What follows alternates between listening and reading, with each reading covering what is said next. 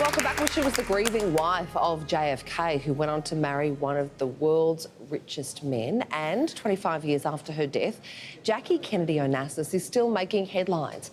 Author Phil Myers was a colleague and friend of the former First Lady, and their uncannily topical joint investigation into Russian involvement in American politics has just surfaced. It is a wild story, and Phil joins us from Los Angeles to tell us all about it.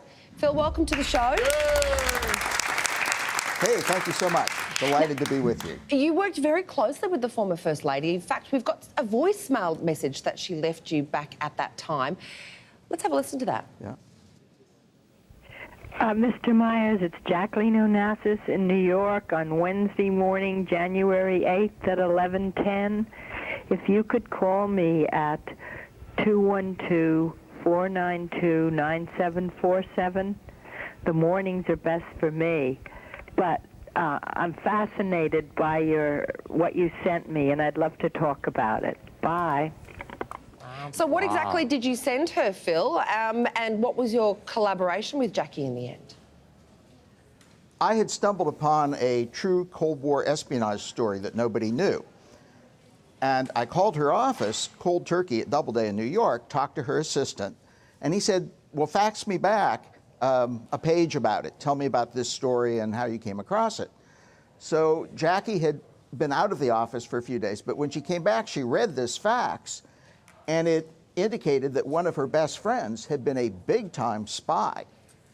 This is somebody who had died in a car crash in France a few months before, and she ended up inserting into the project that he must have been murdered in retribution for his espionage activities. Wow. So just take us through the nature of their relationship. And was Jackie herself ever implicated with any connections to Russia? Well, it's very, very interesting. This fellow, who was Russian, but he was spying for the United States to warn the United States if Russia was going to launch a nuclear strike.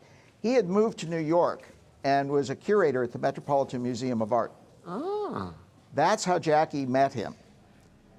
Now, there's some disinformation out there because Jackie had made a trip to Russia, to Leningrad, which is now St. Petersburg.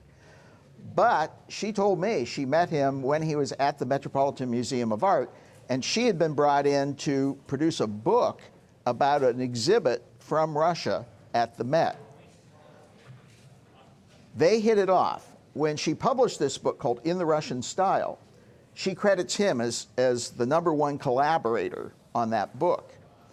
They became fast friends. And he, according to his kids, he would stop by her apartment frequently on the way home from work. And when he died in 1990, almost 20 years after they met, she apparently made a $20,000 anonymous donation to the college fund for the children. So it was a very strong bond, and she was gripped. She wanted to know what had actually happened to him, and she saw him as a great hero of the Cold War. Oh. So that's what got us going. Wow. Right, so what did she believe in relation to, her husband's assassination? And she thought there was more than the official version, obviously, with all of this? Is that what you're suggesting?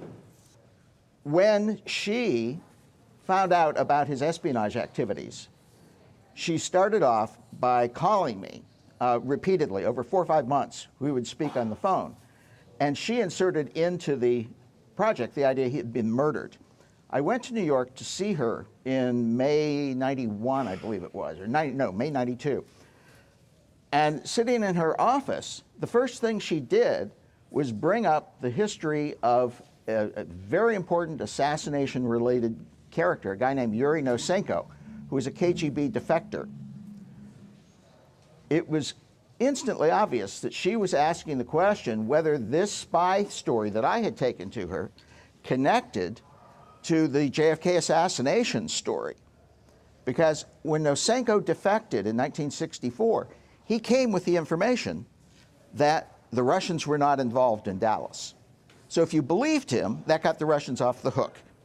If you didn't believe him, as the head of counterintelligence at the CIA didn't believe him, then that implicated the Russians. This guy was kept apart from the Warren Commission. They didn't know about him. He was held in isolation for 2.5 years. So for Jackie to launch right into the subject of Yuri Nosenko, it became clear that she was very curious whether this crazy thing that had popped up on my radar that I'd taken to her had implications for the assassination, and it did. As time went by and we were able to advance the research, we got information that was clearly tying the two deaths together, the death of her friend, the spy, and the death of her husband. You need to read Phil's book. It's quite extraordinary. Squished, Jackie Kennedy, Espionage, Murder and Me. It is available online now. It is a terrific read, so grab it if you can. Okay, still to come, a time saver in the kitchen. We're making the Cheats lasagna very soon.